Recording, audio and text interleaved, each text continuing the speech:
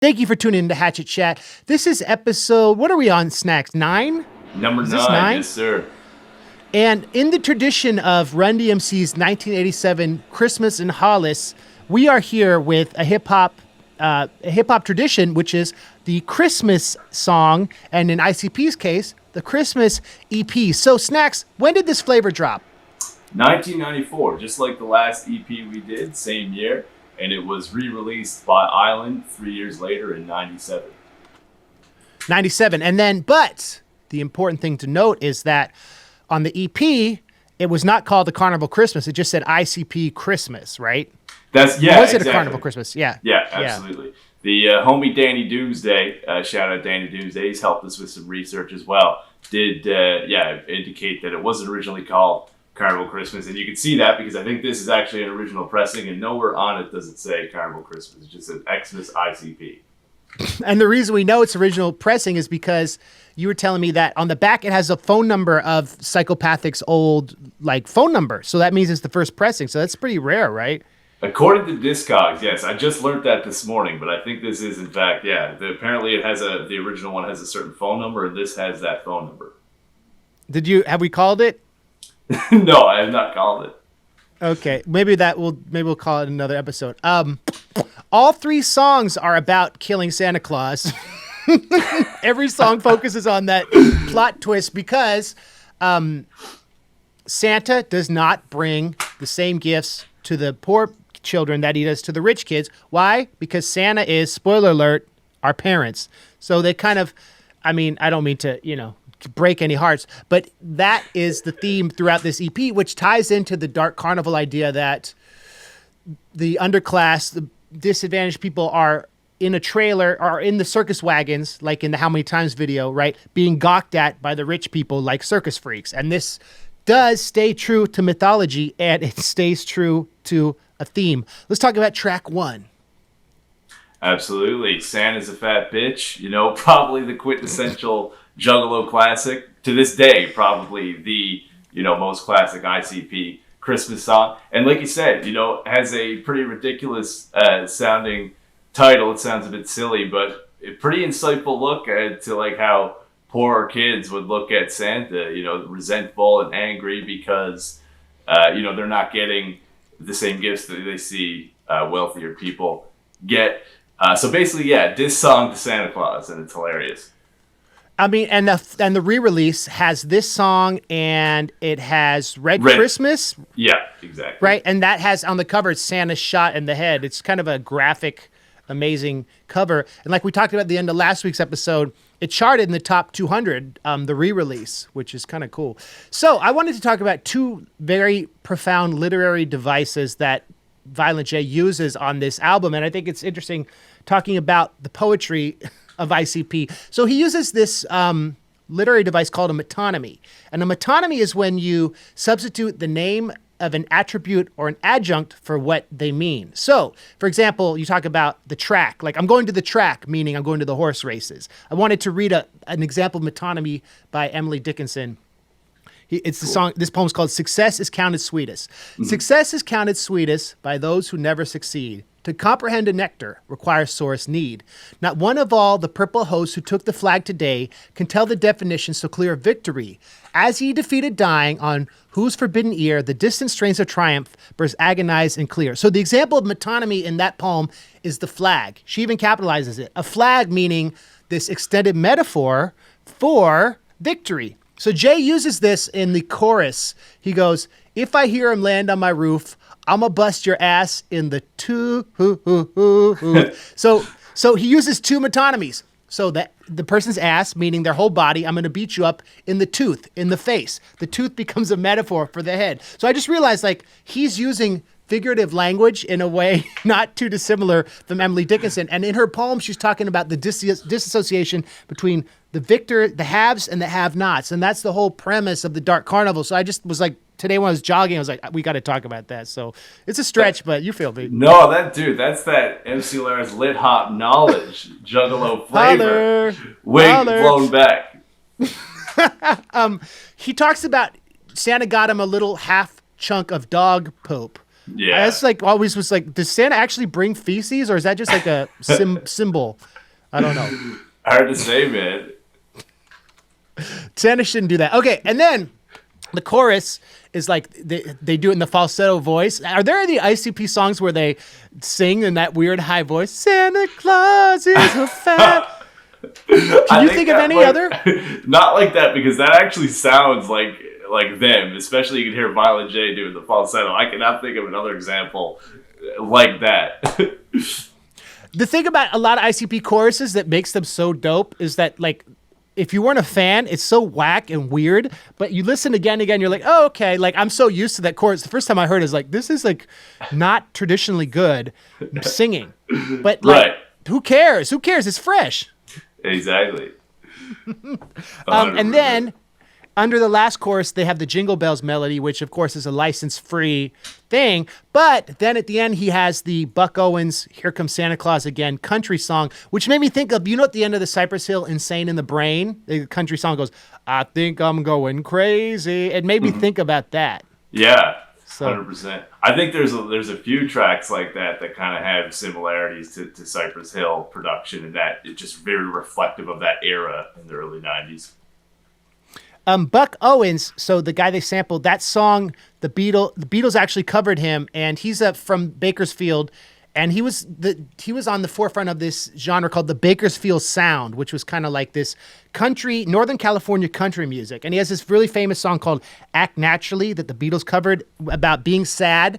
And he gets cast in a movie, and they say, you'll be okay in this movie, because he moves to Hollywood. He hates his life. They go, just act naturally. You could be a depressed person. And so it's a song about a sad man finding his role by being himself. And it made me think about how ICP's most effective songs are, even though they're actors, it's when they're channeling themselves. So it's like that Buck Owens link is kind of interesting, because his biggest song is indicative of ICP's artistic momentum. I don't know. I thought about that. Have you ever heard of that dude, Buck Owens? I definitely heard the name. I don't think I've ever heard any of his actual music, though.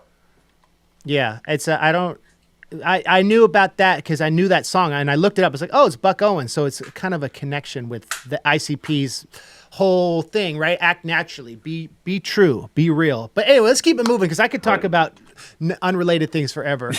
That's what this is about. It's Hatchet Chat. We be chatting. Chat. Exactly. Hey, by the way, leave a comment below. Let us know what you think of the new format, because Snax and I are doing this like live with quotes. We're able to do them quicker. Leave a comment on what you think, because this is the new format, and we are going to be doing like hundreds of these episodes. So holler. We're keeping it going. No 2 years in between here, 3 months in between here. This is consistent. We're able to do it in this format. I don't even edit it. I just put the whole thing up, which is tight. Okay, track. I don't even edit to the point where, like, last week we had the wrong facts about. I said Dead Body Man was on Ringmaster. Nope, it's on Riddle Box. Everyone was up in the comments explaining that to me. My bad, but we don't edit this flavor. It won't be it probably is not the first, and it won't be the last. You guys are getting errors, mistakes, everything. So track 2, Red Christmas. Yes, sir. Let's talk about that. Snax. Such a cool song. It's probably not as like iconic as the first track, but I think it's really cool just because it's one of the songs, and one of the many songs where like Violent J and Shaggy both end up dying or getting killed in their verses. Violent J tells in his verse how he's doing a break-in the style of Santa Claus. He's coming down the chimney, and then the actual Santa comes in that house and ends up killing him.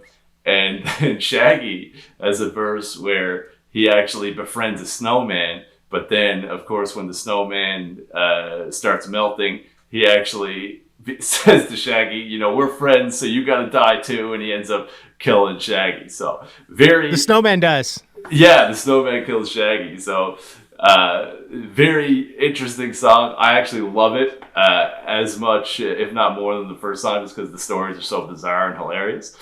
And I just think it's a really good example of ICP getting stronger and stronger at storytelling, in the early years. It's like the song, what's the song on Hell's Pit? Like, tap, tap on the glass of the love in my room. Yeah, he falls in love with the angel who stops coming. It's like this, it's a thing. That's a theme in ICP. Befriending the bizarre, wicked, supernatural character, which ends up defining itself as ephemeral, and then like the pain that brings. It's almost like a Buddhist thing, like attachment to anything non-corporeal. Even corporeal things is limiting and sad. Like, so that made me think of that. Also, the Juggalos are just seeing me getting my wig blown here. I'm just like, in awe of the lit hop knowledge. Holler. Well, that's why it's cool, because we're able to learn from each other. You're so good with this research, and shout out to Danny Doomsday, who's been helping with the research too. 100%.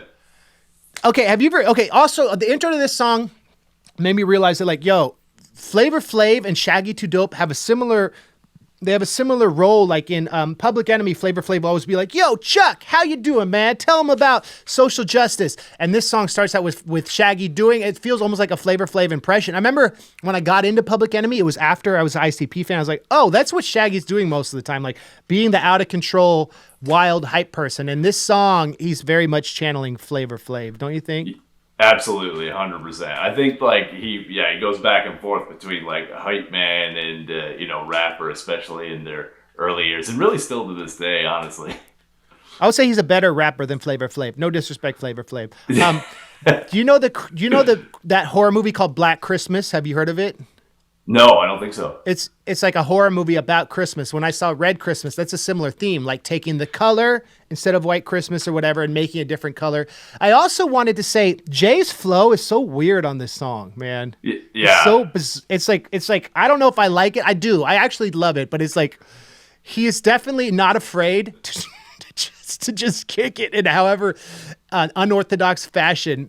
You know what I'm saying? And Shaggy's flow is a little more normal, but yeah, absolutely. That's why I think it's so cool about the early years, because like there wasn't, well, even to this day, there's not really a formula because they switch it up so much still. But back then, it is really cool hearing them like, still like a relatively new to working with an actual like producer of their own, and just hearing them try all these crazy things is just so dope, and fearless. Fearless, exactly. Their creativity is just insane, and just I think that's why so many people love that era. Snax, do or do not. There is no try, Yoda. Exactly. That was their whole thing, the Leyenda thing, being like, that's what we talked about in Behind the Paint. We're going to go all in on this. We're going to own our own company. We're going to build our own fans. So if it's like a chorus of us singing in falsetto kids' voices, we're going to sample Buck Owens. We're gonna talk about killing Santa on every single song on our Christmas album. Who cares? It's like, that's the beauty of indie rap, and I love that about them, and I still do. And that's why I'm so inspired with Horus Records and like all the MC Lars stuff. Has always been like, I always think, what would Jesus do? What would ICP do? Like, being able to be weird and whack and different, and his flow made me think of that. Okay. Absolutely. Both of these songs, both these songs end with like the juxtaposition of another song. Like Shaggy sings the choruses right on Red Christmas, and Jay talks about that in the Forgotten Freshness liner notes. But it's both songs end with like a weird outro, right? Like the choruses on Red Christmas are so strange, and it made me think about how they ended the other song with the Buck Owens outro. It's just like a weird way to, I don't know. You know what I'm saying? Like, it's like these songs 100%. have no rhyme or reason. No, exactly. Part of me would like always wonder like if they just happened to make a Christmas song and then another Christmas song as a single, if they were planning to do an EP when they were making these songs. I wonder that all the time. I mean, yeah, probably. They're probably like, I don't know. That's a good question, man, because it's like the way to make money is drop Christmas stuff. Some of my Christmas songs are some of my most. I have a few, and they're some of my most streamed songs. But Gary the Green-Nosed Reindeer is one that was on a, not to talk about myself, and I don't want this to be a platform to promote ourselves necessarily, but that was on a punk Christmas compilation, and I still get people talking about that song. I've only played it live once. Really? Yeah, I played it live in 2009. Wow. It is a classic. Hey, thanks, Snax. We're like fans of each other's rap, so That's right. you and I. Okay, so Santa Killas. On this song, we get to hear for the only time ever the dope rhymes from Kid Rock's monitor mixing engineer, Mike E. Clark, who got his career started producing ICP. And I think, like, I was listening to his rap today before this. I was like, I remember when I first heard it, I thought it was kind of like whack and like weird and white sounding. But he kind of kills it, actually, like, Man, listening to this years later, right? For someone who's not a rapper, like, it actually has, like, some decent flow. And I think, just to correct, because we'll probably, might as well get the correction now. I think he has rapped other times. The time, back then, I think this was his first time you heard him rap. But I think he has rapped since, because the Big Money Rustlers theme, I think that's him rapping in that. And which is we'll do an episode on. We're gonna do an episode on that and Big Money Hustlers. Yes, and there might be a few other. I'm just trying to think if there's any weird like B-sides or anything he's rapped on, but that's the other example that I think it's him rapping. I'm glad you. But this is the first. Who is Fink the Eastside G? Who raps on this track? That's a great question. Behind the Paint, again, we're referencing that so much during this. Is such a great resource. He was actually apparently a guy rolling with Psychopathic in the early days. He was in a band called Ruckus, or Ruckus. I'm not sure how to pronounce it. But Rakkus. Yeah, or R-A-W-K or something like that. There might be a W in there. But he was apparently going to get signed to Psychopathic. Behind the Paint, the discography section talks about that. And apparently he stole money from Psychopathic, and that put the kibosh on that. So, yeah, I think it's the only appearance of Fink the Eastside G. No, the band's called Ruckus, R-U-K-K-S. Okay, Ruckus. Ruckus is the label that Eminem was briefly affiliated with. Ruckus Records, that's what I'm getting mixed up with. Yeah. So he stole money. Wow, imagine if he hadn't. He might have been still on Psychopathic. That's nuts. 100%. It's a dope name, Fink the Eastside G. So he's really a Fink. Yeah, yeah, I guess so. Lived up to the okay, name. That's some good trivia. Thank you, Snax. And what's the sample? The Cher song. Talk about the sample. I got it wrote down. Gypsys, Tramps and Thieves by Cher. It's got a sample on there, which is once again another interesting choice. I'm assuming Mikey Clark has pulled that.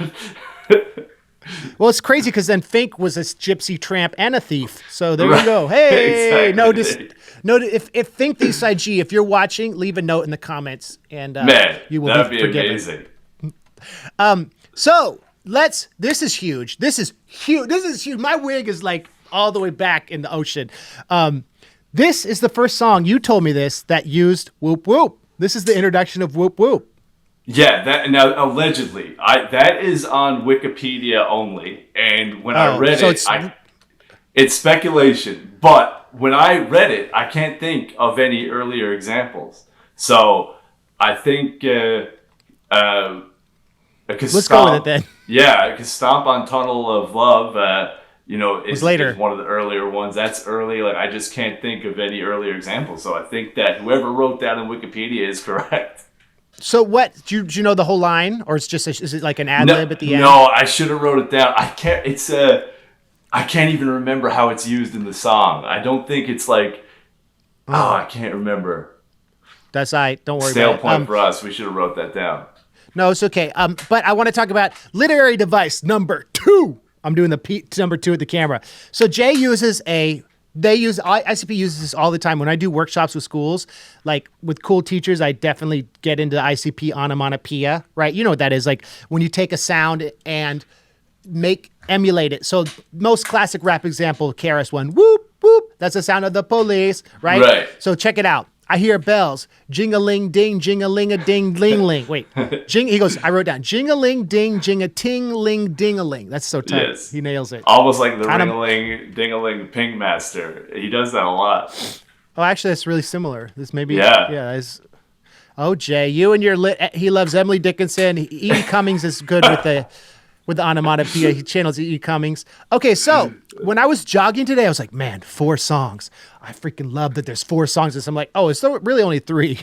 Yeah. Because the 4th song is a teaser for Riddle Box, which you were saying wasn't on the 97 re-release because Riddle Box was out. Yeah, exactly. And Santa Killas got pulled from the re-release too. What? So yeah.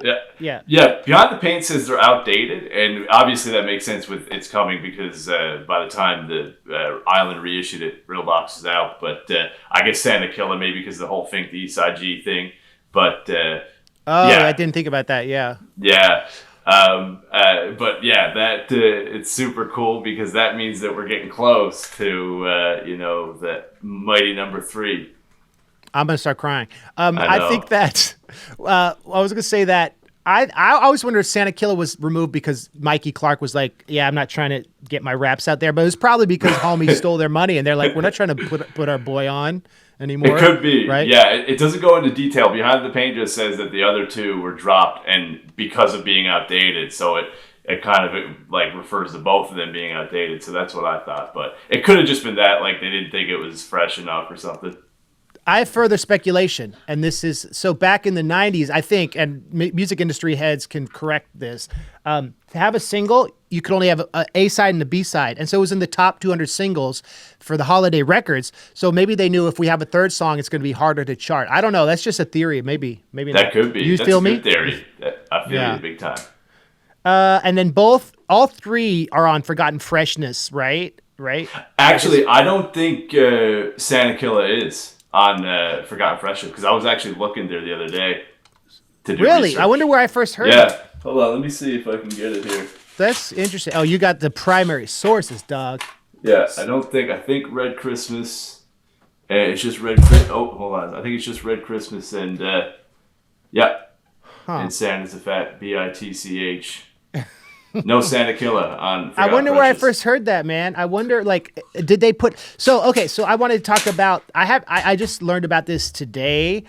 Holiday Heat was the 2010 Psychopathic Christmas compilation, which had like Twisted and all the holiday stuff, and all the stuff is on that, and that came out in 2010. Yes. We'll do an episode on that, but. Anyway, I guess maybe you know where I probably found this dude was like Napster or something. Like yeah, it could be. I remember that's definitely how I definitely caught like a digital I just downloaded the EP probably when I was younger because I remember hearing it all in one go. I definitely heard like all 4 songs when I first started Carnival Christmas. Oh really? That's right. What's the reverse thing on It's Coming? Is it Riddle Box? I imagine. You know how it's like a reverse that it goes whoop Riddle Box. Yes, dude. I actually reversed it when we first did research for this, but that was months ago now. I don't remember what the backmasking is on that track. Someone put it in a comment, please, because we didn't. You know, that's the thing. We keep it moving. Whatever. Exactly. Can't nail them all. So you mentioned that. At this point, ICP, they're doing music full time. They had a company car. They weren't slowing down. What kind of car did they buy with the profits from Psychopathic? Suzuki Sidekick. They talk about it several times. Violent J references it with affinity. Apparently, he loved the Sidekick and had ground effects, which they mentioned several times in the interview that would always break. And they'd always have to go to the same guy who to fix them. And he would be like, yeah, they're going to break again. You just got to come back to me and get it fixed over and over and over again. What are ground effects? Those are like I think the lights, like, I think they might be illegal now, but in a lot of places. But they're like the lights on the ground, if I'm not mistaken. So it's kind of in the Bay Area, right? Your car is like a scraper is your car, and so like you put all sorts of effects on your car. I don't know a lot about it, but a scraper is like a car that you make look really fresh. So that's like a hip hop thing. But I don't want to misspeak. Right.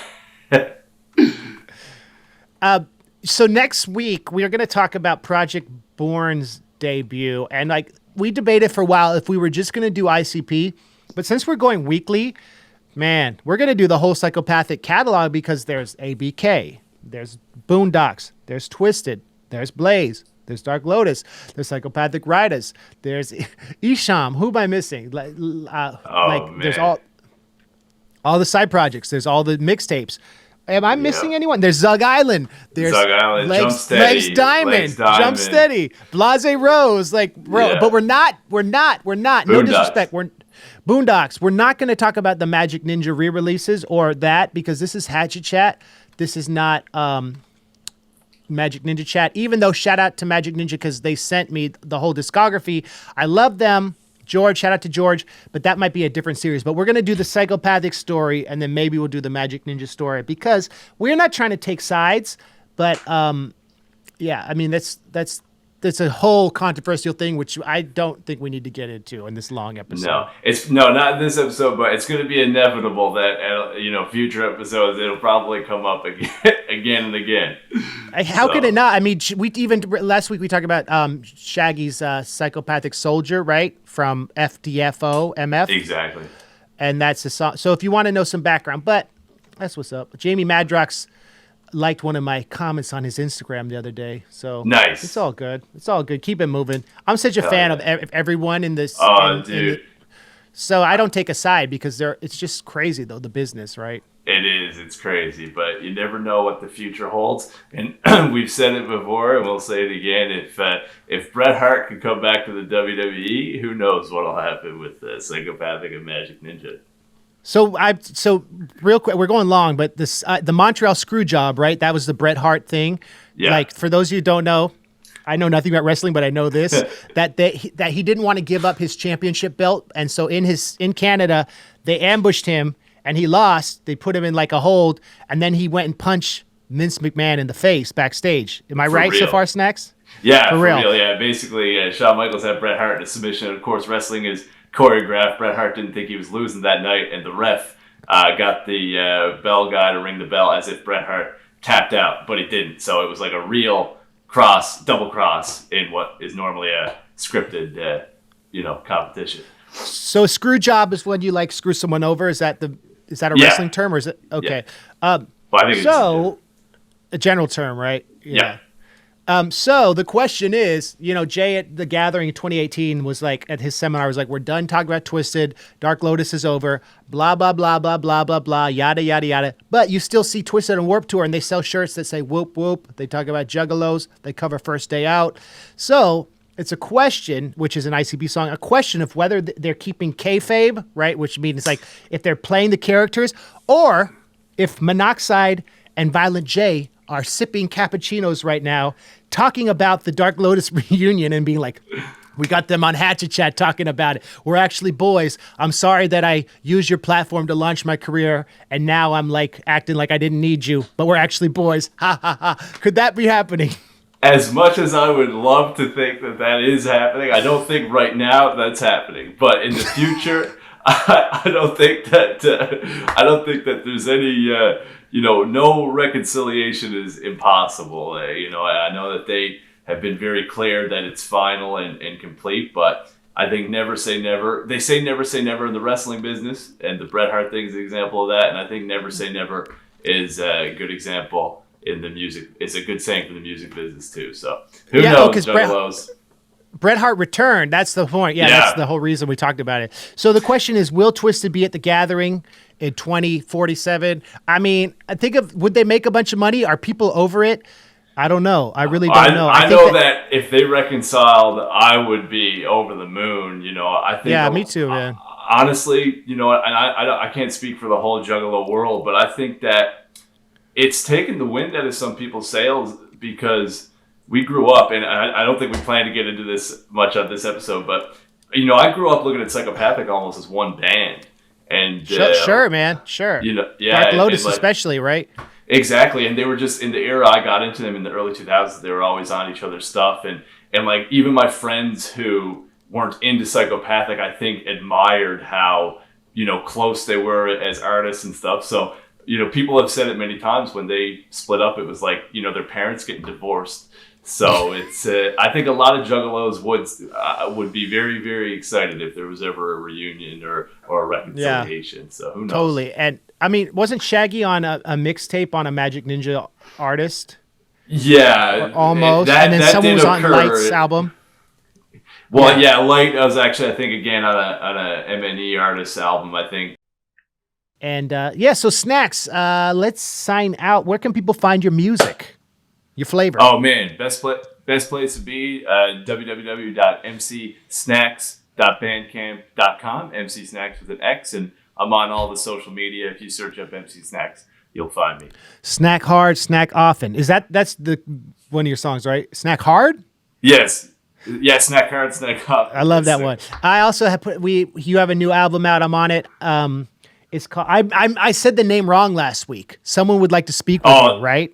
Speak. That's okay. I knew that when I went with a longer title, I knew that would happen. I did not take it personally. You're not going to be the first and not the last. But that's it. Someone would like to speak with you, not talk with you. That's right. holler. Exactly. The Bible LP is out, and yeah, you want to hear my Marvel? So dope. Thanks, bro. Thanks, Brian. If you want to hear the Marvel raps, got them on Patreon. I'm about to drop a song about Ragnarok, and that's what's up. So thank you to everyone for tuning in. Thanks to all the supporters. We'll see you next week. Project Born. Peace. Thanks, Juggalos. Much clown love. One last thing. Whoop. Wait, Brian, we should end. I go whoop. You go whoop. Whoop. Whoop. Whoop. Whoop. That's what's up. See, that's kind of cool. Kind of weird. Maybe we'll not do that. Yeah. I don't know. Well, or we just go the traditional. I'll give you the full 2 whoops, and you give me a whoop whoop back. All right, here we go. Whoop, whoop. That's what's up. So whoop. That's appropriate because this episode was about the album that debuted the 2 whoops. I thought it'd be cool to do a shirt. Tell me anything is funny. It says whoop, and then it's squared for the nerdy juggalos. Whoop squared. Yes. That's tight, right? That is dope. All right.